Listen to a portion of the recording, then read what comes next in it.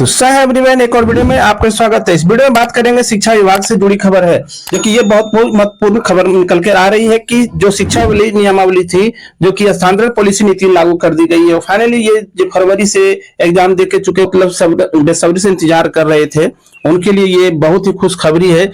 लेकिन ये इस लेटर के माध्यम से जितने भी आप लोग को देख लिए होंगे या आपको मैसेज के थ्रू माध्यम से मिल गया होगा, तो इसमें ज्यादा खुशी होने की जरूरत नहीं है, क्योंकि आपको तो घर छोड़ना ही पड़ेगा और आपको मूल विद्यालय भी आपको त्यागना ही पड़ेगा। ये क्लियर इसमें आपको स्पष्ट करके मैं बताना हूं, और मैं आपको यहाँ पर पढ़ के भी सुनाऊंगा और डिटेल से भी बताने की कोशिश करूंगा। देखिए, सबसे पहले यहाँ पर आप देख लीजिए, ये बिहार सरकार शिक्षा विभाग के द्वारा ये संकल्प जारी किया गया है। ठीक है, इसको आप ध्यान से देखिएगा।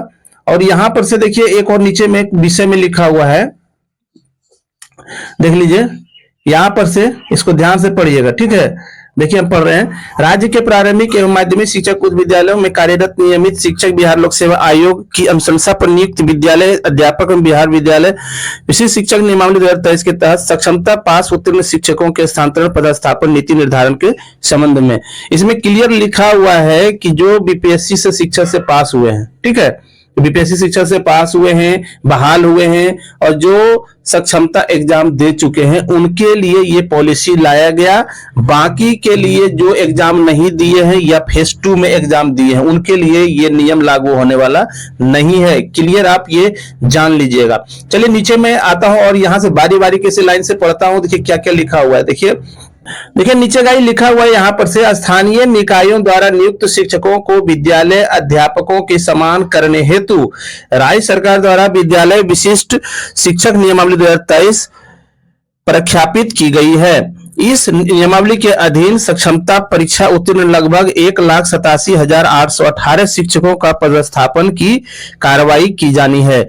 इसमें स्पष्ट लिखा हुआ है कि जो आप एग्जाम दिए हैं, शिक्षक लोग सक्षमता का एग्जाम दे चुके हैं, जो पास हो चुके हैं, उनके लिए ये नियम लागू होगा। ठीक है, और जो एग्जाम नहीं दिए हैं और जो देने वाले हैं, वो अभी इनके लिए नियम ये लागू होने वाला नहीं है। चलिए नीचे लिखा हुआ है, साथ ही सभी कोटियों के शिक्षकों का पदस्थापन स्थानांतरण के संबंध हित में यहाँ पर है शिक्षक शिक्षिकाओं के विशिष्ट विभिन्न शिक्षक संगठनों के एवं विभिन्न स्तर के जनप्रतिनिधियों के द्वारा मांग पत्र एवं सुझाव शिक्षा विभाग को प्राप्त होते रहे हैं। इनका कहना है कि यदि अगर ये नियमावली निकाल रहे थे तो शिक्षक संगठनों ने दबाव बनाया था।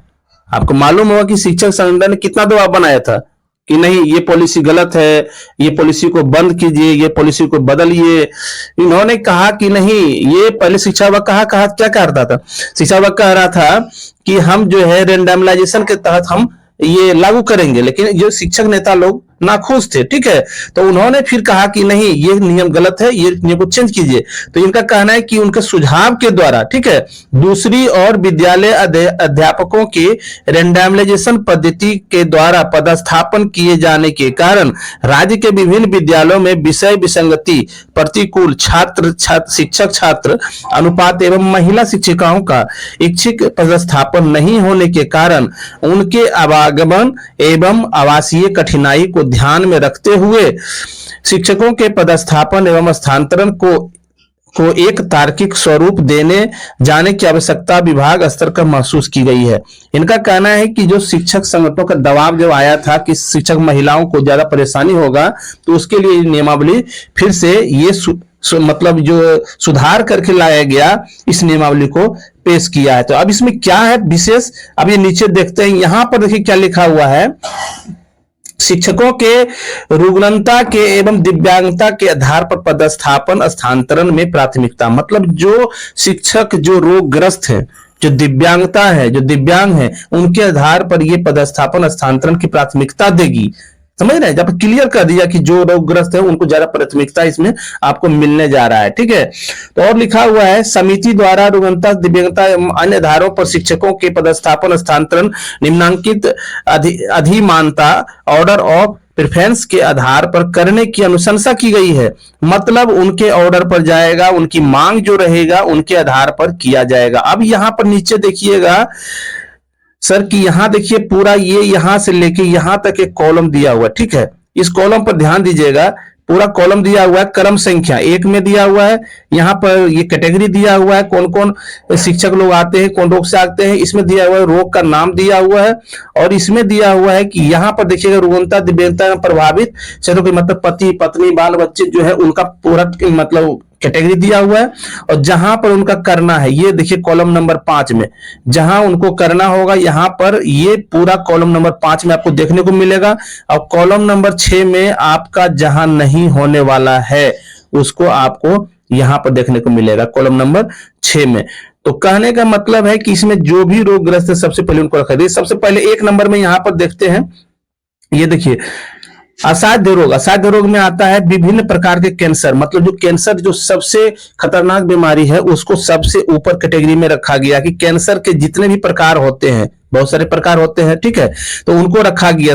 अब देखिए यहाँ पर क्या लिखा हुआ है, स्वयं पति पत्नी या बच्चों, मतलब कह रहा है कि यदि अगर स्वयं यदि नौकरी कर रहे हैं तो वो या पति पत्नी या बच्चे किन्हीं का है तो कहां पर होगा, विकल्पिक के पंचायत, मतलब जो आप विकल्प दीजिएगा वो पंचायत, नगर निकाय, प्रखंड, अनुमंडल, जिला में होने वाला है। और कहां नहीं होने वाला है, स्वयं के गृह पंचायत नगर निकाय, पति पत्नी के गृह पंचायत नगर निकाय, पंचायत वर्तमान स्थान पर नगर निकाय, मतलब आपका जो मतलब जो कहा जाए ना जो कि गृह है, जैसे घर वाला पंचायत हो गया, कहीं वाला है, तो इसमें आपका होने वाला नहीं है, ठीक है। इसको आपको छोड़ के ही इसमें आवेदन आपको करना होगा, यही वाला आपको आवेदन में देना होगा, ठीक है।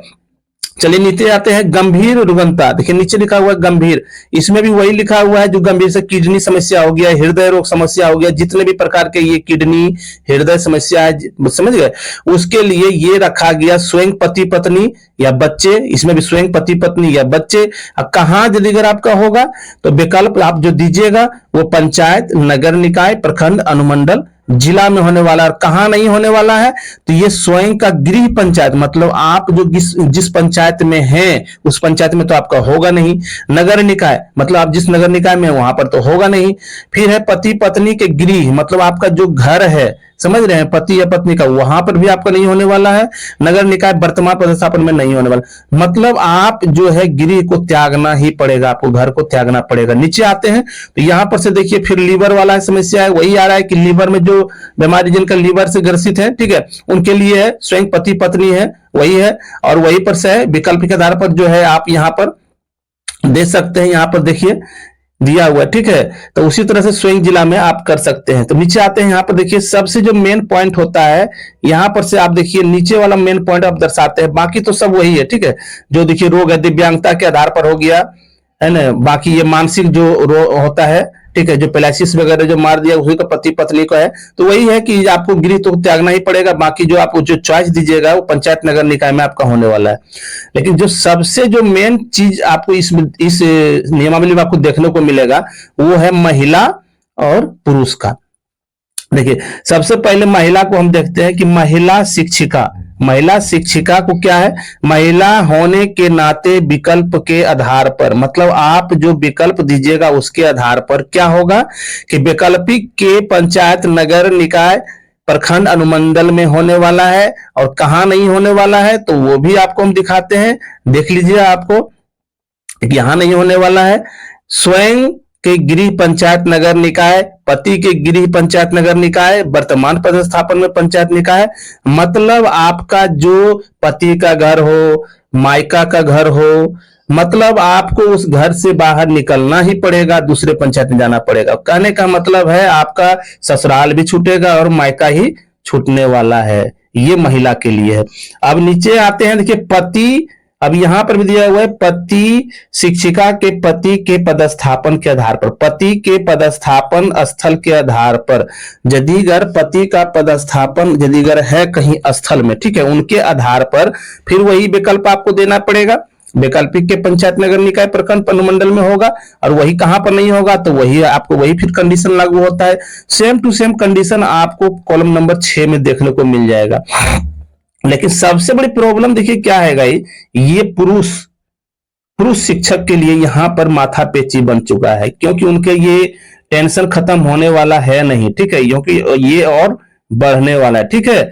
अब देखिए क्या है, यहां पर सभी कैटेगरी के जितने भी शिक्षक हैं, पुरुष शिक्षक, उनके लिए क्या है कि जिला का दिए गए वैकल्पिक के आधार पर, जो आप जिला दिए थे चॉइस में ना, उनके आधार पर जहां पर आपको चॉइस मिला, अब यहां पर देखिए पेज फंसता है, ये देखिए गृह अनुमंडल। अब गृह अनुमंडल क्या है आपको मैं देखिए एक्सप्लेन करके पूरा समझाता हूं। बहुत आदमी कंफ्यूज हो रहे हैं कि गृह अनुमंडल क्या है। देखिए बहुत सारे जिला में क्या है कि बहुत सारे जिला में दो दो गो अनुमंडल है, ठीक है, कहीं 3 है तो कहीं 2 है। यदि अगर 2 है तो मान लिया जाए आप इस अनुमंडल में हैं, ठीक है, तो आपको इस अनुमंडल में आपको नहीं मिलेगा, दूसरा अनुमंडल में आपको मिल जाएगा, ठीक है।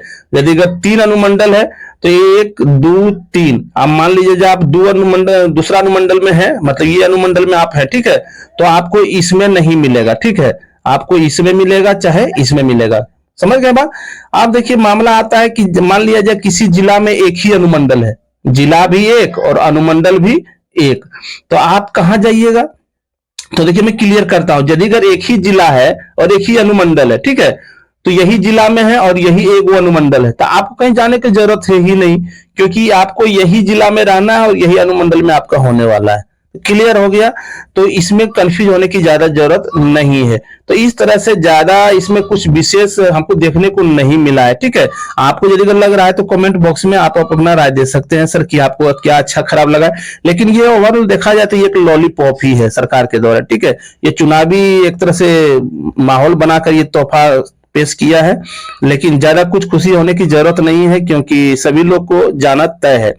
तो बस आज का वीडियो एंड करता हूं सर, और इस वीडियो में आए हैं तो चैनल को सब्सक्राइब करके और बेल घंटी को प्रेस कर दीजिए। मिलते हैं नेक्स्ट वीडियो में, तब तक के लिए जय हिंद।